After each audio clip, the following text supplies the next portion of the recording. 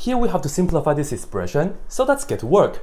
First, we have to take up this right here, and notice we have 2 times x to the 3 over 2 power, and because this is just a multiplication, so we can actually just distribute the power to here and to here. So it looks like for the top, we will have 2 to the second power times, and when we have this to this power, we will just multiply the exponents. So we will have x to the 3 over 2, and then we multiply by 2, alright? And then divided by x to the 1 over 2 power.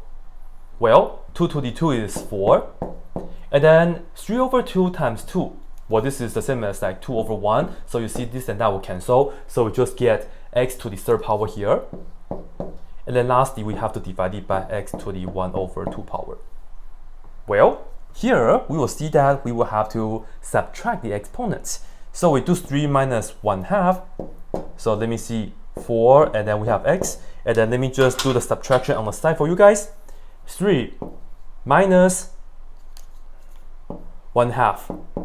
We'll get the common denominator. 3 is the same as 3 over 1, so we need to get multiply by 2 here, multiply by 2 here. So we get 6 over 2 minus 1 over 2. 6 minus 1 is 5, and the denominator stays the same. So that will be the new exponent, 5 over 2.